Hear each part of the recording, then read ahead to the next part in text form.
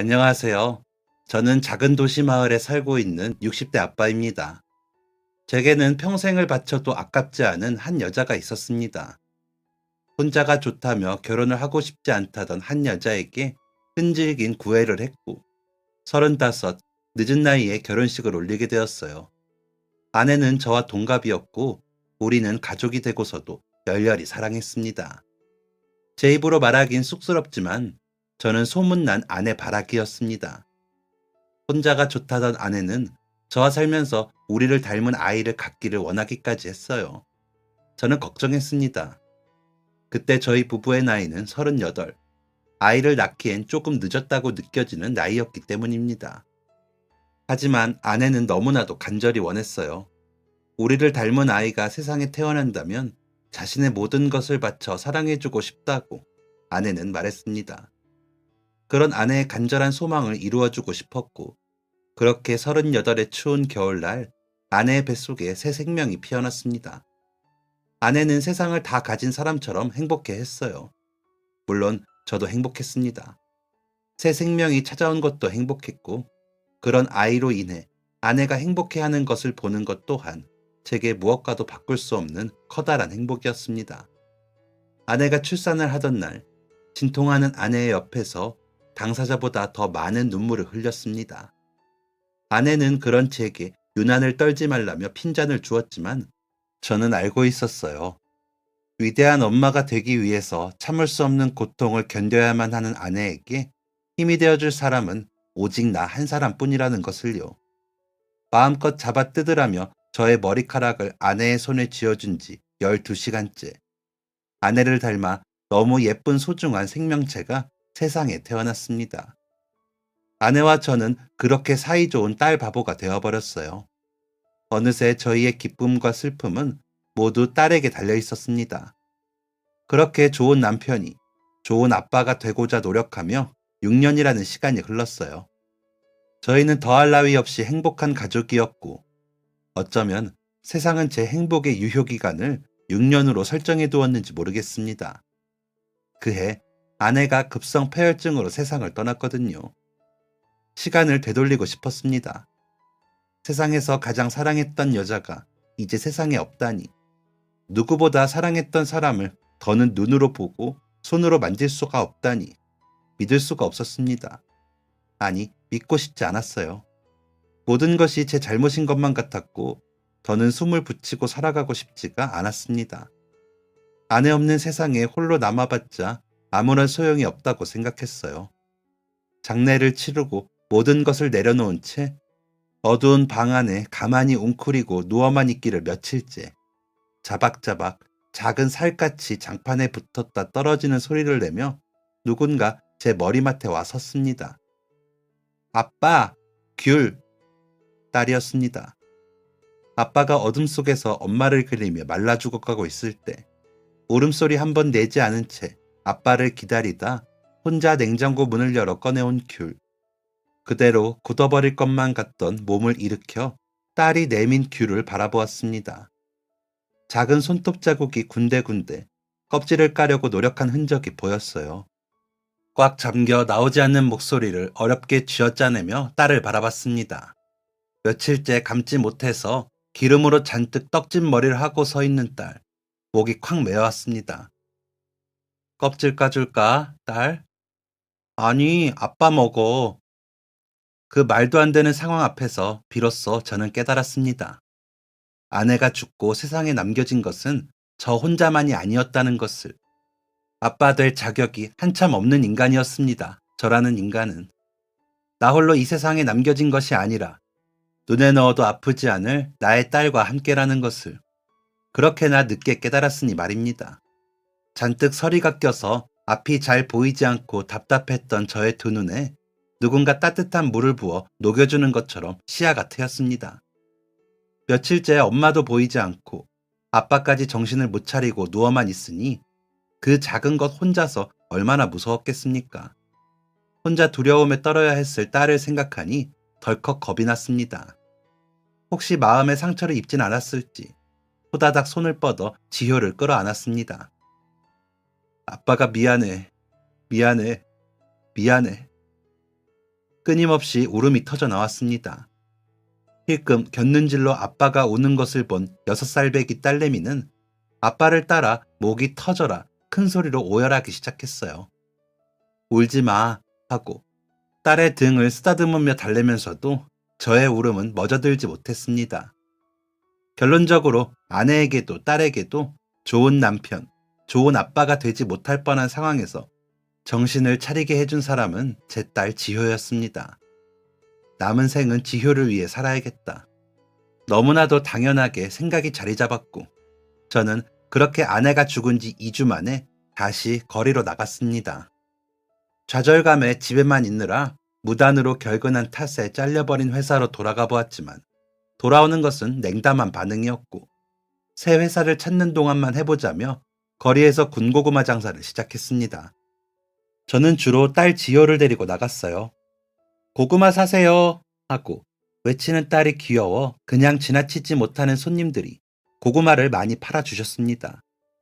오래 걸리지 않아 다시 출근할 회사를 구하게 되었고 이제 이번 주까지만 군고구마 팔고 다음 주부터는 우리 지효 다시 유치원 가는 거야 라고 하는 저에게 지효는 아쉬움이 가득한 눈망울로 말했습니다. 아빠, 지효 다시 유치원 가면 그럼 이제 사람들한테 군고구마 누가 줘? 그 모습이 어찌나 귀여웠는지 아직도 눈에 선명해요. 그렇게 군고구마 장사 마지막 한 주를 앞둔 한산한 어느 날의 늦은 오후 해가 저물어가는 노을 아래에서 저희 두 사람은 뜨거운 손을 호호 불어가며 갓 익은 군고구마를 나눠 먹고 있었습니다. 배가 사르르 아파왔어요. 지효가 먹던 우유를 한 모금 빼앗아 먹은 것이 화근이었습니다. 참아봐야지 하고 있다가 도저히 참을 수 없을 때가 되어 지효를 붙들고 물었습니다. 지효야, 아빠 화장실 갈 건데 같이 갈래?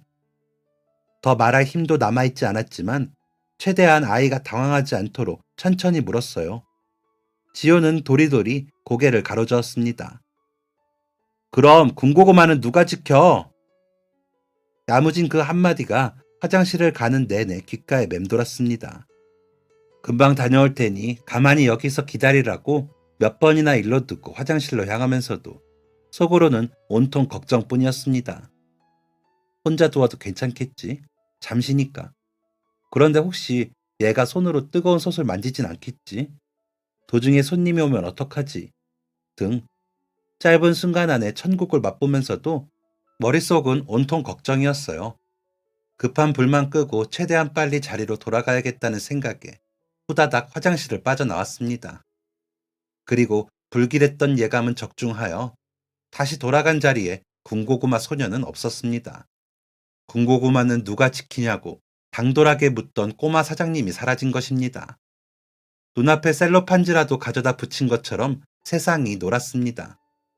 너무 놀라니까 뭘 어떻게 해야 하는지조차도 아무것도 떠오르지가 않았어요. 처음에는 아이가 숨바꼭질이라도 하자고 몰래 숨어 있는 건가 하는 생각도 했습니다. 그만큼이나 찰나의 순간에 일어난 일이었고 정말 눈 깜빡할 사이에 사라진 지효였으니까요. 그날부터 시작되었습니다. 딸을 찾는 저의 인생이. 집에 있는 어떤 것도 정리할 수 없었습니다. 아내는 죽어서 저 먼 곳에 가버려 다시는 돌아올 수가 없지만 지효는 다시 돌아올 수 있으니까. 다시 돌아올 거니까.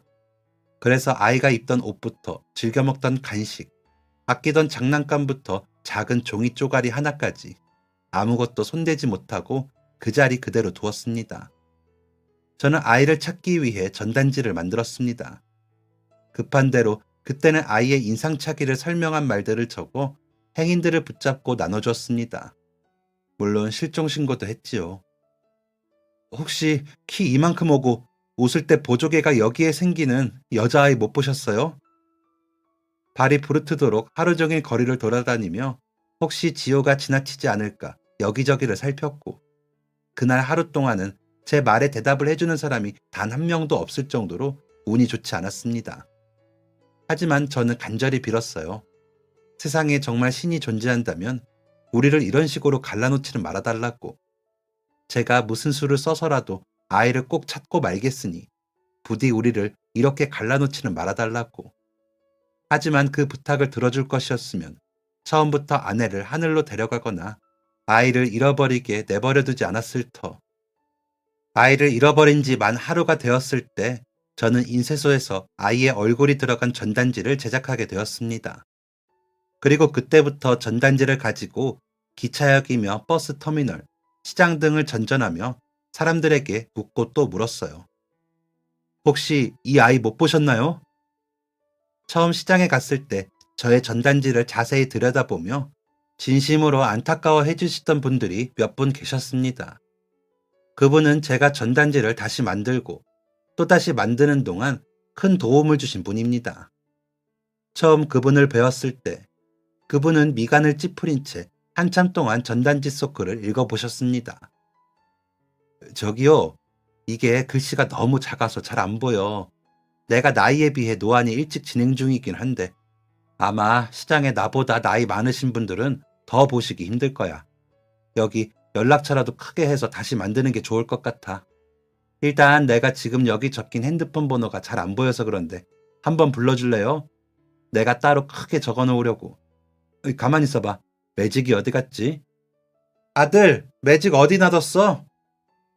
아주머니는 매직을 찾는다고 방앗간 바닥을 한 바퀴 돌아보시고 앞치마 주머니부터 바지 주머니까지 샅샅이 뒤져보다가 더는 안 되겠는지 이내 한숨을 푹 쉬셨습니다. 매직을 사면 또 잃어버리고 사면 또 잃어버리고 그래요. 속상해 정말. 이거 봐. 그 작고 흔한 매직 하나 잃어버리는 것도 이렇게 가슴 답답하고 속상한데 다른 것도 아니고 애를 잃어버렸으니 얼마나 속상하겠어요. 내가 여기 오는 사람들마다 꼭 물어보고 혹시나 비슷한 애라도 봤다는 사람 있거들랑 연락 꼭 줄게요. 아유, 내 이런 말이 위로가 될지는 몰라도 힘내요. 밥 잘 먹고, 응? 꼭 찾을 수 있을 거예요. 그렇게 저는 방앗간 아주머니의 조언을 토대로 전단지를 새로 제작했습니다. 전단지를 나눠주다 보면 본체도 하지 않고 바닥에 다시 버리거나 그냥 손에 말아쥐고 가는 분들도 계십니다. 아니, 대부분이 그런 분들입니다. 물론 그분들이 잘못되었다고 생각하지는 않습니다. 사람들은 생각보다 남일에 관심이 없고 그 잠깐을 내어 전단지를 살펴보는 것 또한 그분들에게는 귀중한 시간일 테니까요. 길에서 모르는 사람이 아이를 잃어버렸다고 호소하고 있다고 해도 각자 바쁘게 길을 가는 사람들에겐 그 절절한 사연이 와닿기 힘들다는 것을 알고 있습니다. 전단지를 자세히 들여다봐주는 사람은 소수에 불과합니다. 하지만 저는 계속해서 전단지를 나누어주고 묻고 부탁하고 기도해야 했습니다. 아이를 찾아야 했으니까요. 그렇게 아이를 찾으러 집에서 가까운 곳부터 아주 머나먼 곳까지 전국을 누비며 찾으러 다닌 지도 어언 10년이라는 시간이 흘렀습니다. 살아도 사는 것이 아니었습니다. 끼니를 때워야만 다음 날도 아이를 찾으러 떠날 수 있으니 가까스로 식사를 챙겼고 돈이 있어야 전단지 제작이며 전국을 돌아다닐 차비가 생기니 회사에 나갔습니다. 모아둔 돈을 아이를 찾는 것에 모두 탕진해버리고 10년이라는 세월까지 흘렀음에도 저는 포기할 수 없었어요. 주변에서는 그런 제게 어디 좋은 곳 가서 잘 살고 있을 거야 라고 위로 아닌 위로를 건네기도 합니다. 하지만 그런 말을 들으면 잠깐은 괜찮다가도 바로 다음 생각이 꼬리를 물었습니다. 그렇지 않으면 아빠를 애타게 찾다가 지쳐 나처럼 살아도 사는 게 아닌 하루를 보내고 있다면 그럼 저는 다시 일어나 길거리를 걷는 것입니다. 잘 살고 있건 못 살고 있건 간에 저는 무조건 제 자식을 찾아야겠다는 마음으로 그 긴 시간 동안 저의 몸과 마음은 많이 지쳐 있었습니다. 정신적으로, 육체적으로 거의 사람의 모습이 아니었어요. 게다가 반복해서 대량의 전단지를 찍어내고 아이를 찾는 것에만 몰두하며 살다 보니 주머니는 늘 텅텅 비어 있었습니다. 하지만 돈이 바닥났다고 해서 아이를 찾는 것을 포기할 수는 없었습니다. 아이를 찾지 않고 산다고 해도 돈이 다시 불어나는 것도 아니었고 말이지요. 그렇게 가진 돈이 모두 바닥이 났을 때 제게 남아있던 유일한 것은 의미 없이 넓기만 한 저희 집이었습니다. 딸이 다시 집을 찾아올까 이제껏 붙들고 있던 집이었지요. 하지만 팔아야 했습니다. 기다리는 것보다 찾아 나서는 것이 확률이 높다고 생각했지요. 다행인 건지 모르겠지만 집을 내놓고 오랜 시간이 지나지 않아 집을 사겠다는 사람이 나타났어요. 그분들은 나이대가 좀 있으신 노부부였는데 마당 있는 집에 살고 싶은 꿈이 있으셔서 자식들이 집을 사주었고 집을 아주 마음에 들어 하셨습니다. 이 따뜻한 집을 팔고 어디로 이사가? 더 좋은 곳으로 가요? 그건 아니고요. 사정이 있어서 이 동네 근처 다른 집으로 갑니다. 이사를 하던 날, 짐을 빼주는 날과 이사를 들어온 날이 겹쳐 그 어르신들과 마주치게 되었는데 어르신들의 품에는 강아지 한 마리가 아기처럼 얌전히 안겨 있었습니다. 무의식 중에 그 모습이 참 보기 좋다 느꼈던 것 같아요. 실제로 조용하고 온화한 분위기의 두 분이었지만 강아지를 소중히 대하는 모습에 막연히 좋은 분들 같다는 생각도 들었고 말입니다. 오랜 시간 행복한 가정을 꿈꾸며 마련했던 집을 떠나보내며 그래도 좋은 분들에게 집을 팔게 된 것 같아 마음이 놓였습니다. 가족들과 행복한 일들만 있을 줄 알았던 그 집에서 새로운 가족이 아름다운 추억을 만들어 가기를. 집은 팔았지만 동네를 떠날 순 없었습니다. 혹시나 아이가 어릴 때의 기억을 간직하고 있다면 언젠가 저를 찾으러 이 동네로 돌아올지 모른다는 생각 때문이었어요. 그래서 근처에 작은 집을 구하게 됐습니다.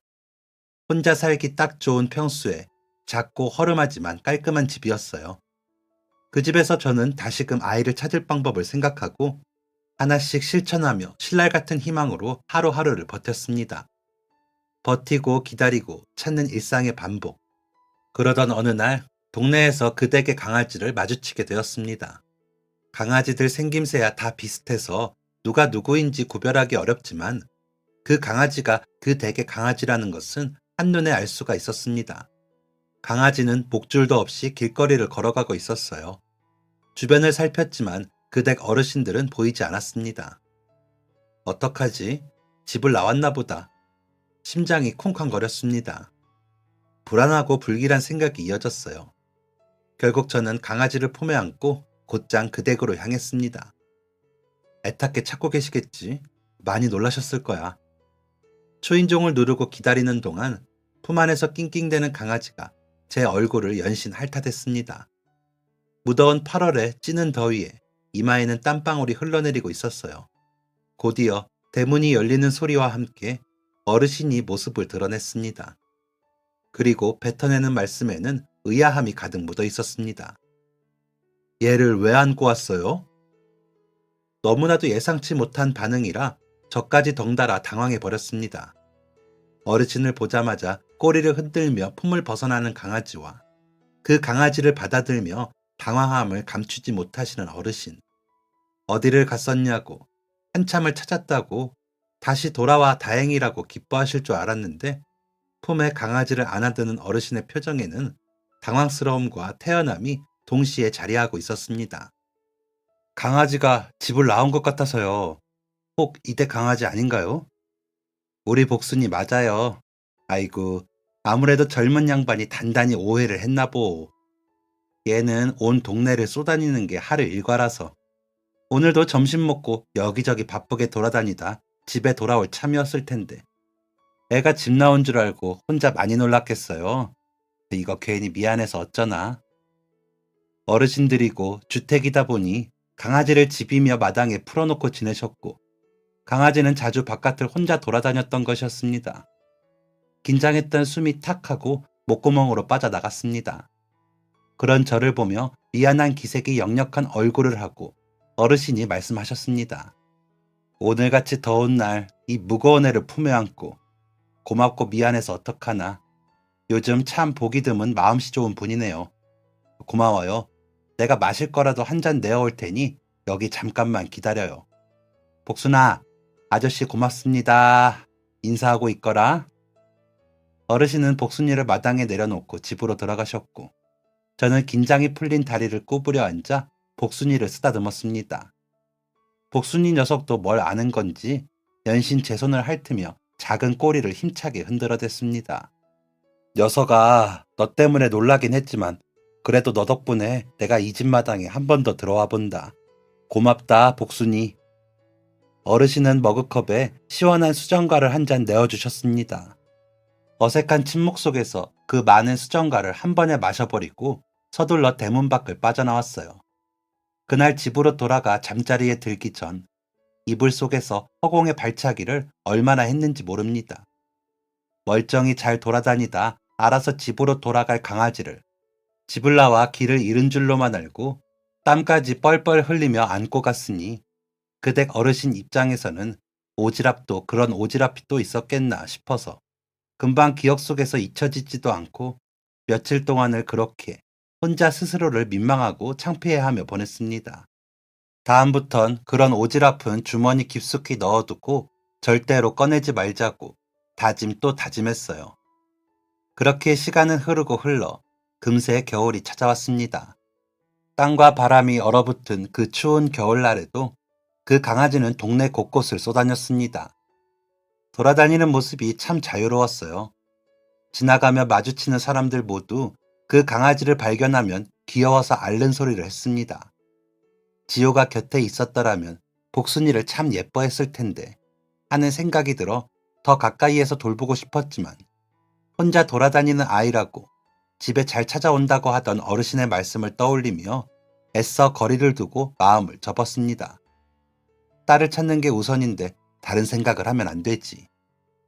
한편 강아지는 한번 자신을 안아주었던 사람이라 그런가? 저를 알아보고 길에서 마주치면 따라오기도 하고 꼬리도 흔들었습니다. 그러면 저는 어떤 길거리에서든 무릎을 쭈그리고 앉아 한참 동안 복순이를 쓰다듬어 주었어요. 살랑살랑 꼬리를 흔들며 손바닥을 핥는 복순이를 보고 있으면 늘 불안하고 초조한 제 마음이 잠시나마 평화를 찾는 것만 같았습니다. 그렇게 마주치면 종종 예뻐해 주던 어느 날, 한 달 만에 다시 시장에 전단지를 나눠주러 갔다가 사람들에게 전단지를 나눠주고 계시는 어르신을 발견하게 되었습니다. 어르신, 무슨 일 있으세요?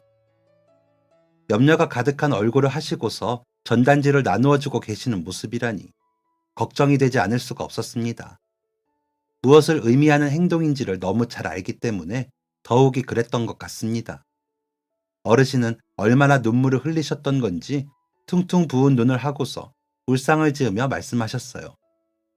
우리 복순이가 며칠째 집에 들어오질 않아서 집사람하고 둘이서 기다리면 오겠지. 복순이 워낙 똑똑하고 야무지내니까 기다리면 오겠지 했는데 안 와. 동네 전체를 쏘다녀도 집에는 항상 곧잘 돌아오기에 저 자유롭게 다니라고 문 열어두고 지냈건만. 내가 무지해서 그래. 우리가 무지해서. 이렇게 될 줄은 정말로 몰랐어. 우리 복순이, 우리 복순이 어디 가서 배 곪고 있는 건 아닐지. 역시나 예상처럼 잃어버린 누군가를 찾기 위해 시장에 나와 계신 것이었고 어르신 부부의 잃어버린 누군가의 정체는 바로 복순이었습니다. 어르신께서 처한 상황이 꼭 제가 처한 상황 같아 더 모르는 척을 할 수가 없었습니다. 그래서 저는 그 강아지를 찾는 것을 돕기로 했습니다. 아이를 잃어버렸을 때 했던 것처럼 커다란 글씨로 전단지를 새로 만들었어요. 낮에는 어르신과 고역을 나누어 각자 전단지를 뿌리다가 해가 지면 어르신은 댁으로 돌려보내고 저 혼자 전단지를 나눠주곤 했습니다. 매일마다 어르신을 댁으로 돌려보내며 오랫동안 집을 비우면 복순이가 집에 돌아왔다가도 다시 나갈지도 모르잖아요. 라며 어르신을 설득했습니다. 하지만 사흘을 동네 곳곳을 돌아다니며 발품을 팔았는데도 복순이를 만나지 못했어요. 닮은 강아지를 봤다는 연락이 오기도 했었지만 그냥 강아지 종이 같았던 각자 주인이 있는 강아지들이었습니다. 사흘을 꼬박 슬퍼하는 어르신에게 그저 이야기를 들어주는 것뿐 어떤 위로도 건넬 수 없었습니다. 결국 사흘째 식사도 제대로 하지 않으시고 수척해져가는 어르신을 모시고 식당으로 향했습니다. 날씨도 추운데 따뜻한 곰탕 한 그릇 하시고 다시 출발해요. 복순이 걱정에 입맛 없으신 건 100번 이해합니다만 굶는다고 복순이가 돌아오진 않잖아요. 복순이 녀석 어딜 가도 예쁨 받는 녀석이니 분명 어디서 밥 잘 먹고 배 따뜻하게 낮잠 자고 있을 거예요. 그러니까 우리가 밥 잘 먹고 힘내서 숨어있는 복순이 찾아내자고요. 어르신은 제 말을 듣고 테이블 위에 놓인 냅킨으로 눈물을 훔치셨습니다. 더 부을 자리도 없는 두 눈은 붉게 물든 지 오래였어요. 얼마나 간절하고 절실하게 애가 타는지를 누구보다 잘 알기에 그런 어르신의 모습을 볼 때마다 마음이 무너져 내렸습니다. 그러다 반대로 어르신께서 물어오셨습니다. 근데 자네는 왜 전단지를 뿌리고 다니는 건지 물어봐도 되나? 어르신 앞에 수저를 놓아주던 손이 우뚝 멈춰섰습니다. 10년이라는 세월 동안 많은 사람들 앞에서 수도 없이 들려주었던 이야기인데 쉽사리 입이 떨어지지 않았어요. 10년 동안 애타게 찾았지만 아직 찾지 못했으니 말입니다. 복순이를 곧 찾을 수 있을 거라고 자신만만하게 이야기했던 제 입에서 정작 저는 아이를 찾지 못해 10년 동안이나 사람들에게 전단지를 나눠주고 있다는 말을 차마 꺼내기가 어려웠습니다. 혹여 제 이야기를 들으면 복순이를 찾을 수 있다는 희망을 놓게 되실까봐. 그런데 수저를 놓다 허공에 멈추어 머뭇거리는 저의 손을 어르신께서 살며시 잡으며 말씀하셨습니다. 시장 사람들한테 대충 이야기는 들었네. 10년이나 찾는 사람이 있다고. 누구를 그리 간절히 찾는가? 그 따뜻한 체온에 절로 고개가 숙여졌습니다. 그대로 테이블에 얼굴을 갖다 박고 엉엉 울어버리고 싶었어요. 딸이요. 저희 딸. 어르신들은 저의 이야기를 듣고 눈물을 훔치셨습니다. 선한 사람한테 어떻게 그런 일만 있었을꼬. 10년 동안이나 생떼 같은 자식을 못 찾고 발을 동동 구르며 살고 있으니 그 인생이 얼마나 지옥이겠어. 우리가 도울 방법이 없는지 할 수 있는 건 뭐든 도울게. 꼭 찾을 거야. 아무렴 가족인데 함께 살아야지. 인생이 지옥이라는 말이 마음에 와닿았습니다. 숨쉬는 하루하루가 꿈만 같을 정도로 행복했던 날들이 분명 내게도 있었는데 어쩌다 나는 지옥의 한가운데에 떨어져서 사경을 헤매이고 있는 꼴이 되었을까. 다 큰 어른이 되고 나서야 이런 시련을 갖고 살아가는데도 이만큼이나 힘이 드는데 어린 나이에 부모와 떨어져 혼자 외롭게 세상을 살아가야 했던 저의 천사 지효에게는 이 세상이 얼마나 지옥 같았을지 상상만으로도 끔찍했습니다. 어르신께 말씀만으로도 감사한 위로를 받으며 식사를 마무리하던 그 순간 어르신 핸드폰에 모르는 번호로 전화가 걸려왔습니다. 복순이 찾았나 보다. 반가움의 소리를 지르면서도 긴장감에 덜덜 떨리는 손은 핸드폰 통화 버튼을 쉽게 누르지 못하고 계셨습니다. 혹여 전화가 끊기기라도 할까 서둘러 건네받은 어르신의 핸드폰. 여보세요? 하는 소리와 함께 젊은 남자의 목소리가 들려왔습니다. 동물병원이었고 강아지를 데리고 있다는 연락이었습니다. 혼자 길을 떠도는 강아지가 있어 보살피고 있었다고. 집에서 기르던 강아지 같아 주인을 찾아주려고 인터넷 카페에도 올렸었는데 사흘째 연락이 없어 버려진 건가 하고 있었다고 했습니다. 그때 마침 동물병원을 들른 한 손님이 강아지를 알아보고 시장에서의 어르신과 저를 떠올려 준 것입니다. 알고 보니 그 손님은 시장에서 방앗간을 하시던 아주머니셨습니다. 동물병원에 고맙다고 수차례 감사 인사를 하고 강아지를 품에 안은 채 시장으로 향했어요. 몇 년째 드나들며 아이의 행방을 묻는 통에 귀찮고 번거로우실 법도 한데 늘 귀 기울여 들어주시던 어르신들 중 한 분이었기에 제 기억 속에도 선명히 남아있는 분이었습니다. 강아지를 품에 안고 방앗간에 들어서자마자 한눈에 저희를 알아보시며 반겨주시던 아주머니. 아이고, 맞네, 맞아. 내 아무리 봐도 이 집 강아지가 맞는 것 같더라고. 우리 춘식이 사료 사러 갔다가 우연히 봤는데 그때 마침 사료가 다 떨어지길 참 잘했어. 속 많이 상하셨죠? 이제 문단속 잘하고 강아지 잃어버리지 말아요. 목에 이름표라도 하나 만들어 달던가 해야겠어요. 꼭 자신이 키우던 강아지를 되찾은 사람처럼 진심으로 기쁜 얼굴이었습니다. 저 또한 꼭 제가 키우던 강아지를 찾은 것처럼 진심으로 기뻤어요. 격렬한 반가움과 감사한 마음이 오고 가는 어르신과 아주머니의 대화를 가만히 듣다가 귀에서 삐 하고 기계음 같은 이명이 시작되었습니다. 어르신 댁 복순이를 찾게 됐다는 기쁨은 저와는 어울리지 않는 것이었습니다.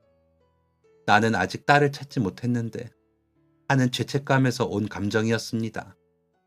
결국 저는 하시는 대화에 끼어들지 못하고 조용히 방앗간을 빠져나왔습니다. 북적이는 시장통 안에 서서 며칠 전 사람들에게 나눠주지 못했던 전단지를 가방에서 꺼냈습니다. 복순이를 찾는 전단을 뿌리느라 잠시 넣어두기만 했던 저의 딸 얼굴이 찍혀있는 전단지. 저릿저릿 아파오는 가슴을 두 손으로 꾹꾹 눌러가며 전단지를 나눠주기를 계속하다 보니 어느덧 저 너머로 해가 기울어가고 있었습니다. 그래도 아직 시장에 손님이 꽤 있으니 조금만 더 하자 하는 생각으로 가방에서 남은 전단지를 꺼내는데 누군가 휙 하고 제 손에 있는 전단지를 낚아챘습니다. 어르신이었습니다. 이따 우리 집 가서 같이 저녁 먹자고. 우리 복순이 찾은 기념으로 집사람이 맛있는 거 만들어준다는데 내 자네한테 기니 할 말도 있고. 하실 말씀이요? 그려. 일단 자네는 이쪽에서 계속 나눠. 난 저쪽 가서 하고 올게. 집에 가버리면 안 되는 거 알지? 같이 저녁 먹자고. 응?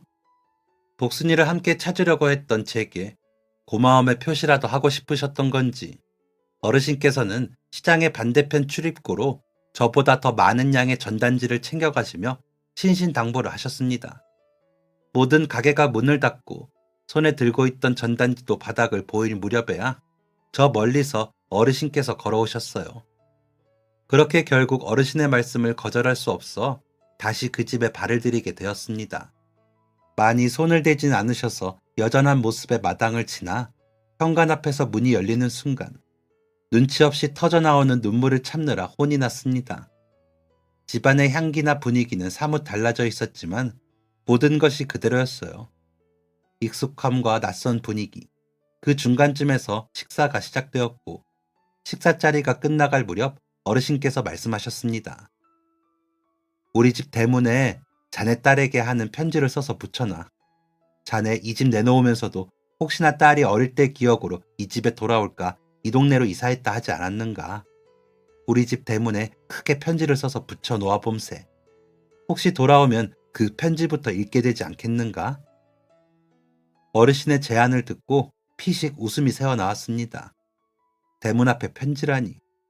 이 동네에 딸이 발을 들일 확률이 거의 없다고 생각했기 때문일까요? 순수한 어르신의 생각에 부정적인 저의 생각이 곁들여져 웃음부터 나왔습니다. 하지만 어르신의 그 감사한 제안을 거절할 깜냥은 되지 못했습니다. 동화 같은 어르신의 말씀에 웃음이 나온 것은 사실이지만 희망을 품은 것도 명백한 사실입니다. 다음 날 저는 대문만큼 커다란 종이를 사다 밤새 몇 번이고 연습한 편지를 써내려 갔습니다.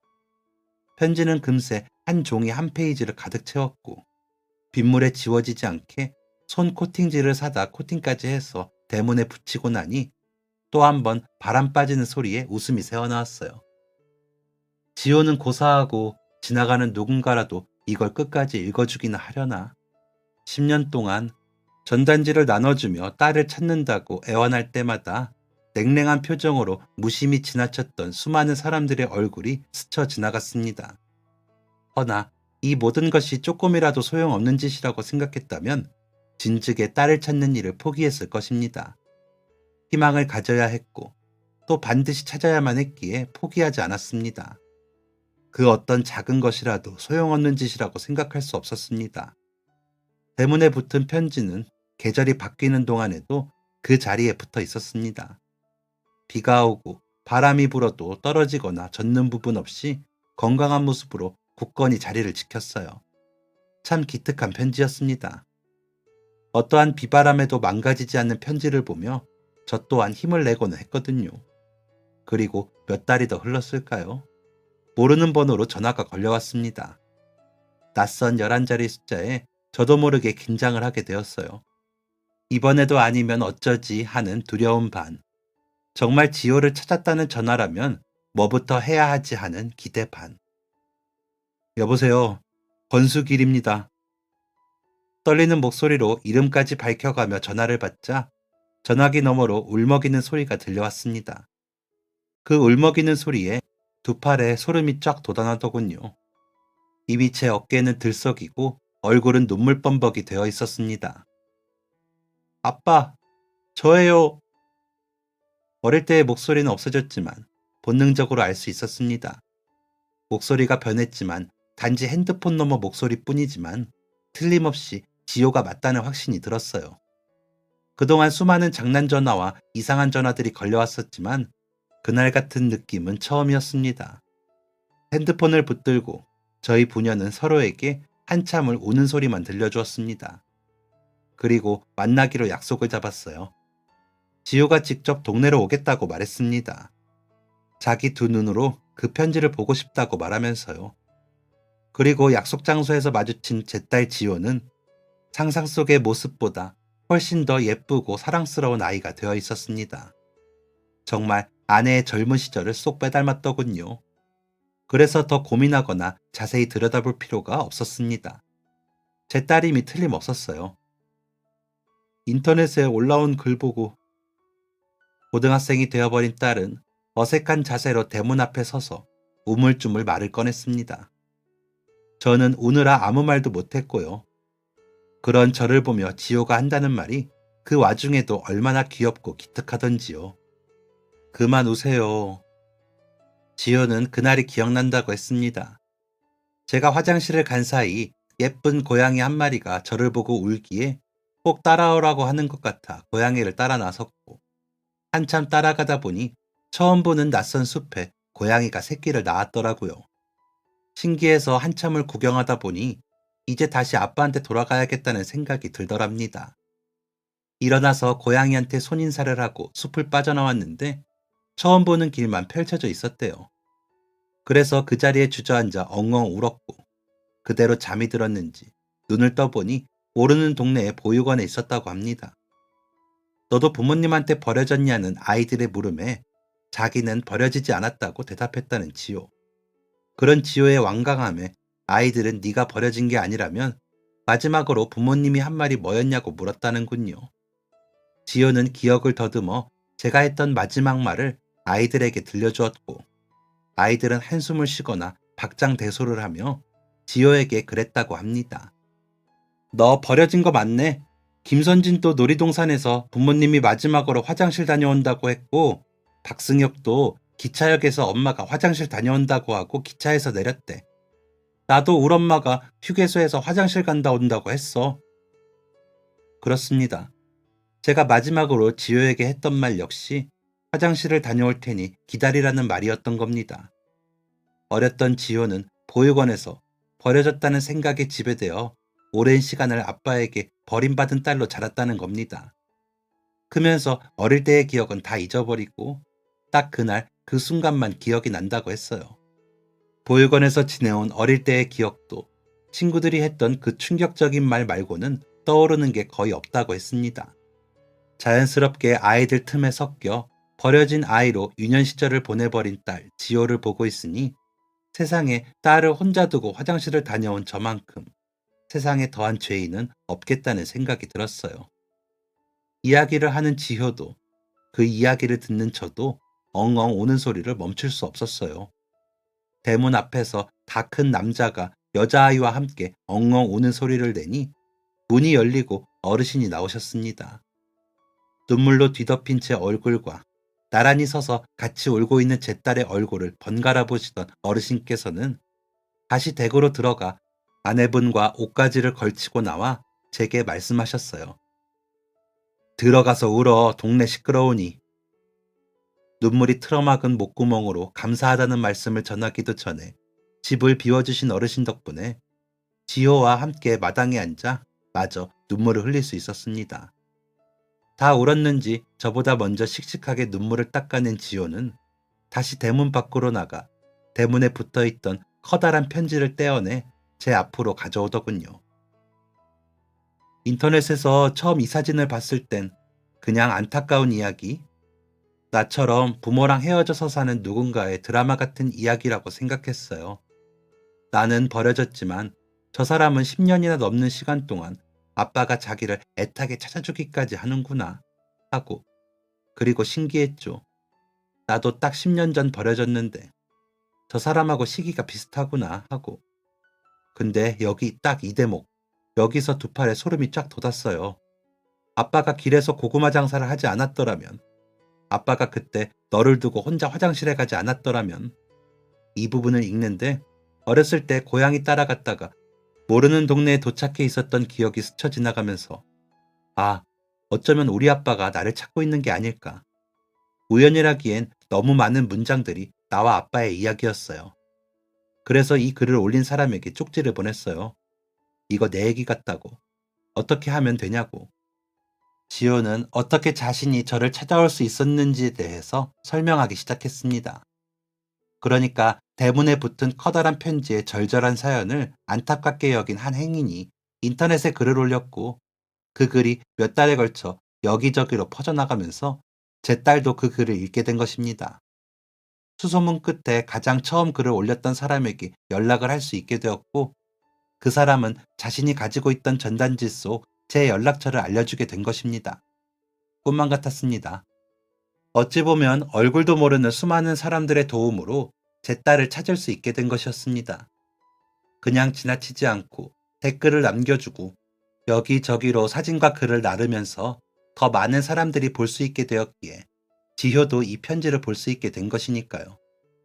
그 기적 같은 일이 있은 지도 어느덧 10년이 흘렀습니다. 예전만큼 좋은 집은 아니지만 여전히 그 동네에서 사랑하는 지효와 함께 오순도순 행복한 시간을 보내고 있어요. 10년 전 지효와 그렇게 다시 만날 수 있었던 것은 대문 앞에 편지를 써서 붙여보라는 어르신의 말씀 덕분이었습니다. 어르신의 그 동화 같은 말씀 덕분에 말도 안 될 정도로 기적 같은 일이 제게 벌어졌어요. 그래서 다른 곳으로 이사를 가지 않고 여전히 그 동네에서 지호와 함께 살며 그댁 어르신들을 종종 찾아뵙고는 합니다. 아직도 눈앞에 있는 제 딸이 아빠 하고 저를 부를 때면 가끔 꿈처럼 느껴집니다. 10년이 넘는 시간 동안 가족들과의 추억이 있는 집까지 팔아넘기며 애타게 찾아 헤맸던 나의 사랑, 내 딸 지효. 이렇게 다시 만나 서로에게 사랑을 아끼지 않을 수 있으니 이보다 더 큰 행복은 더 없을 것 같아요. 어느 어르신의 순수했던 한마디 말이 그리고 어느 젊은이의 반짝이는 오지랖을 만나 세상에 저와 제 딸의 이야기를 들려주게 되고 그렇게 저희가 다시 서로를 찾을 수 있게 되었습니다. 그때 인터넷에서 저의 편지를 보고 아무런 내용이라도 댓글을 달고 관심을 가져주셨던 여러 사람들에게 진심으로 고맙습니다. 작은 관심이 모여 저는 소중한 딸을 되찾게 되었어요. 지금 너무나 행복합니다. 이 일로 제가 얻은 삶의 교훈은 모르는 사람의 일이라도 조금의 관심을 가진다면 언젠가는 더 큰 기적이 되어 돌아온다는 것입니다. 길을 떠돌아다니던 목줄 없는 강아지를 길을 잃은 줄 알고 집에 데려다 주었던 것이 인연이 되어 대문 앞에 커다란 편지를 몇 개월씩이나 붙여두도록 허락해 주셨으니까요. 앞으로도 저는 남들을 위해 조금씩 더 마음을 열고 살아보려고 합니다. 우리 동네에 사는 사람들이, 우리나라에 사는 사람들이, 더 나아가 온 세상에 사는 많은 사람들이 서로가 서로를 위해 관심을 가지며 살아간다면 더 아름다운 세상이 되리라 믿어 의심치 않습니다. 저는 저희 동네부터 조금씩 관심과 배려를 실천해 보려고요. 그리고 평생을 바쳐도 아깝지 않을 만큼 사랑했던 여인의 딸이자 저의 사랑 지효에게 남은 제 평생을 바쳐 아낌없이 사랑으로 감싸주려 합니다. 좋은 아빠가 되고 싶은 마음은 나이 60이 넘어도 여전하네요. 모두들 미세먼지 황사에 몸 상하지 않도록 조심하시고 사연 들어주셔서 감사합니다. 지금까지 사연 들어주셔서 감사합니다. 사연이 재밌으셨다면 구독과 좋아요를 눌러주세요. 감사합니다. 안녕히 계세요.